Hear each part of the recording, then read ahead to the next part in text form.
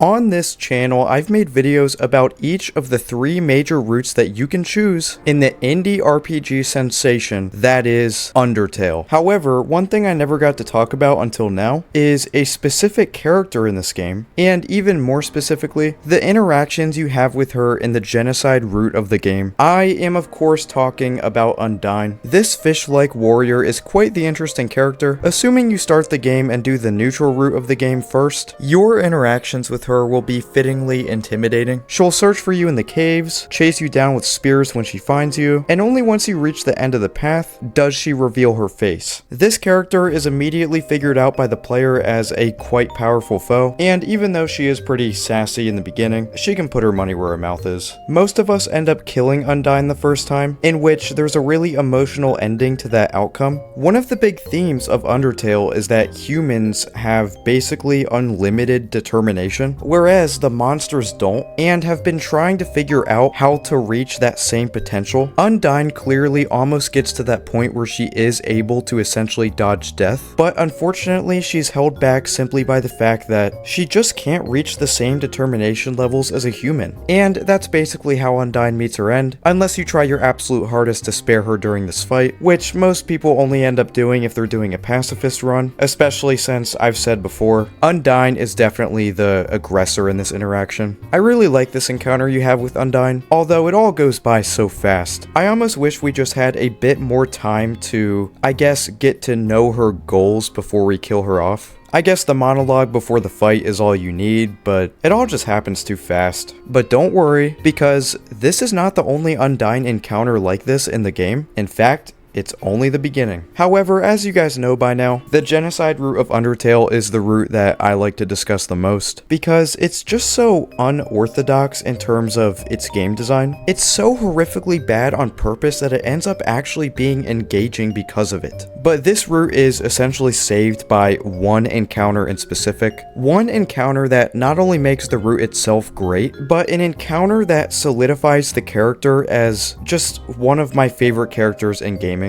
Today we're going to be talking about Undyne the Undying, which is the more difficult version of the Undyne boss fight in Undertale. This boss fight is incredible mechanical wise, but I'm here to explain what makes it so great on the, I guess, philosophical side of things. I believe this encounter is what fiction was made for, something you'll appreciate and learn from for as long as you're alive. I was inspired to make a video like this by a video that may seem completely unrelated, but it was this Super Metroid video by I Am a Dot, which I totally recommend. He talks about how a lot of the cryptic puzzles in Super Metroid actually make sense if you look at it in the lens of it's a real-life ecosystem, rather than with the lens of it being a video game. So thank you to him for blessing us with that incredible video. So that's what inspired me to talk about this similarly beautiful moment, just in a different game. Let's go ahead and begin. This is Undertale's greatest moment.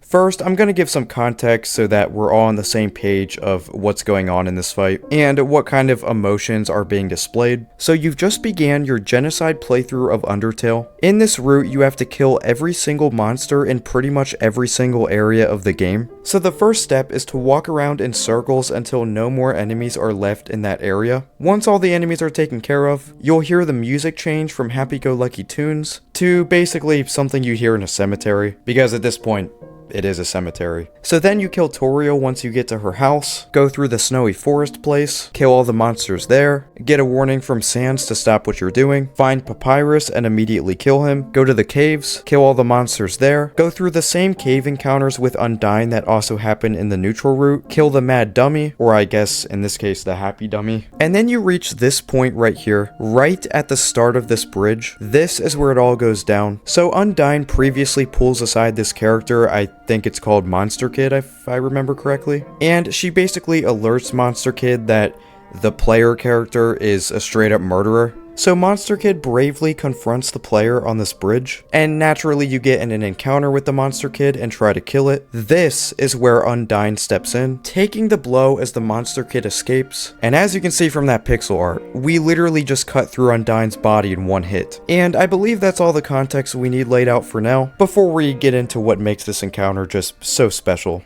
Remember in the neutral route when Undyne tried to generate enough determination to survive, but ended up failing in the end? Well, this is the core difference between Undyne from neutral and Undyne from genocide. In the genocide route, Undyne essentially combines her determination with the determination of basically every other being on the planet, and she realizes that if she doesn't stand up and fight back, the player is just going to wipe out every single life form on Earth. Knowing this, she is able to reach her full potential and become surrounded with determination. She is then basically reborn and has some new armor that's pretty badass, I gotta be honest. With the threat of losing not just her loved ones, but literally everything else in life, she was able to reach her full potential. It's literally an example of what doesn't kill you makes you stronger. And speaking of stronger, this fight is insane, at least when you first start fighting it. Nowadays I can beat it just fine, obviously, but it took me well over 2 hours when I first reached this part of the game. Now, the way this fight ends is rather sad. She basically says Alphys, the scientist, is going to evacuate the rest of the monsters, which is a plan that doesn't work perfectly because there's still plenty of monsters in the area right after this, so what you want to focus on here is that she says she's not giving up because her friends are behind her. A noble thought, although unfortunately, it's at this point where the writing confronts us with the sad reality that determination can take you far, but it cannot fully save you from the laws of physics. Undyne was lucky enough to survive after being chopped in half after all. This isn't where the beauty of this encounter ends, however, because in the next segment, I'm going to be explaining what is easily the coolest and most magnificent part of this entire boss fight. That is, right after today's product review, the Miyoo Flip V2. This is an emulation device modeled after the Game Boy Advance SP and was sent to me so I could review it and tell you guys what I think. Now, the original model of the Miyoo Flip was definitely controversial, mostly due to the issues with the cheaply made plastic hinge, but I can assure you that I've had no issues with the hinge on this new model. One thing I really appreciate about the Miyoo Flip is that it's insanely compact and comes with a carrying case, which also includes a 64GB micro SD card, as well as a USB micro SD card reader. Now, the micro SD card comes with a lot of emulated games preloaded onto it, meaning that with zero setup at all, I was able to play some of my favorite retro games. The problem that I have with the Miyoo Flip is some of the emulation quality on its preloaded ROMs. I'm not sure if it's an issue with the hardware or the ROMs they chose to use, but when you try to play some of the more recent retro games like Nintendo 64,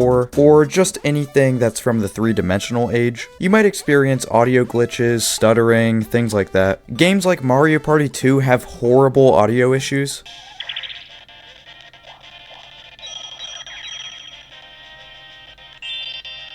What am I listening to? And then Mario 64 just straight up wouldn't start. That's just how my experience went though. Now, I know some people are gonna say the buttons are too cheap, but they're really not that bad in my opinion. I think they're decent and have really quick response times, especially for a super lightweight and low profile handheld emulator. Now, the best way that I can recommend this to you is if you're somebody that already loves to emulate games, because the best way to enjoy the Miyoo Flip is to customize it to your liking and load your own ROMs onto it, rather than stick to the ones that it comes with. Also, a handheld like this is best used for games from the 70s to mid-90s. If you're into those types of games like I am, I truly do recommend the device. But if you're looking to emulate the more demanding consoles, I'd rather you just emulate on PC. This thing is phenomenal for playing consoles like Sega Genesis, Super Nintendo, Game Boy Advance. What's weird about the Miyoo Flip is it even has a few modern games like Celeste and Stardew Valley, but I mean, these games are easy to just buy elsewhere. And plus, I'm pretty sure Stardew Valley is the Chinese version. Also, I forgot to mention the screen on this thing is super high quality. I just really enjoy how SNES games especially look on this console. Either way, I do like the Miyoo Flip and I do see myself using it every now and then, but I cannot recommend it to absolutely everybody. I'll give it a 7 out of 10 because I do think it is good. So if you do want to order one of these things, it's on timexplayer.com, and also they were kind enough to give me a commission link to share with you guys, and they also wanted me to tell you that the first 100 orders will get 10% off their purchase, and an additional 3% off if you use my code at checkout, and they also have fast shipping. And once again, I will have a discount code and a commission link in the pinned comment and description. Thank you to TimeXPlayer for sending me the Miyoo Flip V2, and now let's get back to Undertale's greatest moment.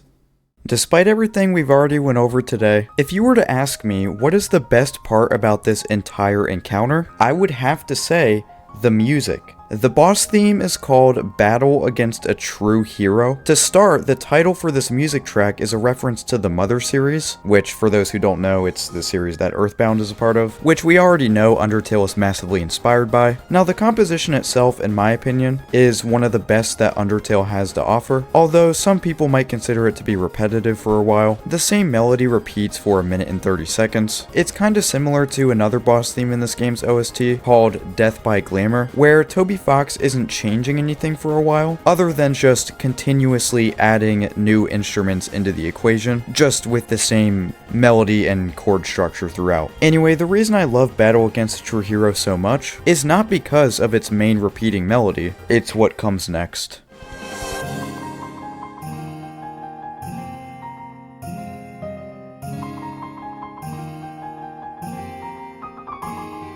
Holy shit. Now you may be wondering, what just happened? Why was that so significant? First of all, the melody changed and is now taking on a new time signature. Instead of there being 4 beats per measure like there was for the first 1.5 minutes of the piece, the composition changes to 3 beats a measure, which sorta adds a new smooth yet dramatic tone to the music. And that's just the structure of it. We gotta talk about this. That right there is what us gaming OST nerds like to call a Mitsuda's lick. Named after Yasunori Mitsuda, which is the composer for this game right here.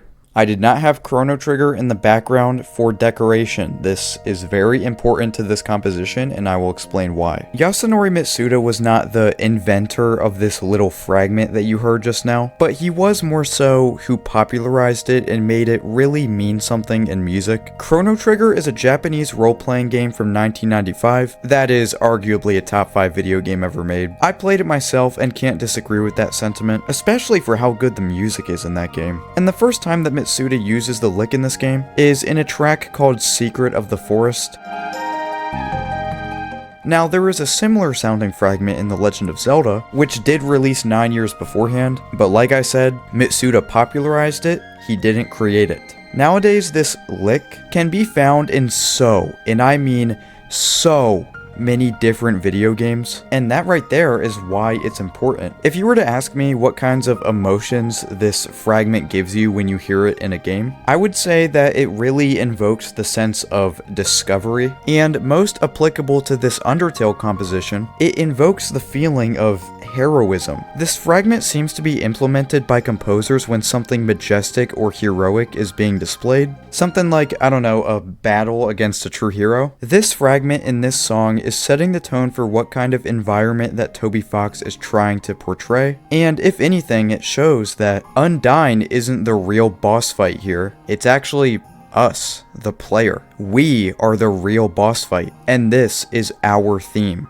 Which is why we hear musical evidence of Undyne stepping up to be this hero that will prevail over evil. And that's something else that I want to touch on. The genocide route of Undertale gets so much hate from the fanbase, but it really does bring out the absolute best out of characters like Undyne. Sometimes a character reaches their absolute potential when you see them go through this immense amount of struggle and despair. You really get to see if they have what it takes to keep going, and it's especially interesting that Toby Fox shows these elements in the genocide route, just for it all to be overwritten by the fact that we still win in the end. Undyne still ends up dying to us. Just like I said, determination can take you far, but in the end, she still ends up losing. But also in the end, that doesn't really matter. We got one of the coolest boss fights, not just mechanically, not just musically, but philosophically. The way that the Mitsuda's lick in this piece is used just perfectly aligns with Undyne's character. I mean, it's just perfect. Toby Fox could have used this fragment constantly throughout Undertale, which I mean it does show up in a couple other pieces, but he decided it had to be used for special moments like this. I know people are gonna be like, come on, it's just 4 notes, you're looking way too deep into this. Come on, just let me nerd out on this, man. You're lying if you don't think this is cool. But hey, I'm not a music composer myself, but if you want to hear what a real composer has to say about this Undertale Undertale composition, I recommend checking out Davi Vask's video on Battle Against a True Hero. Funnily enough, it's actually where I learned about the existence of a Mitsuda's Lick, back when the video came out 2 years ago. I definitely recommend checking that video out if you enjoyed this one. But anyway, that was what I believe to be Undertale's greatest moment. With the combination of great boss design, a compelling narrative, great character growth, and music that does more than support the encounter, there's no other moment in this game that I prefer. Of course, there are other great moments throughout Undertale, like the ending of True Pacifist, or Flowey's monologue at the end of the Genocide route, so be sure to let me know what is your favorite moment in this game. That's it for me, everybody, and I hope to talk to you again soon.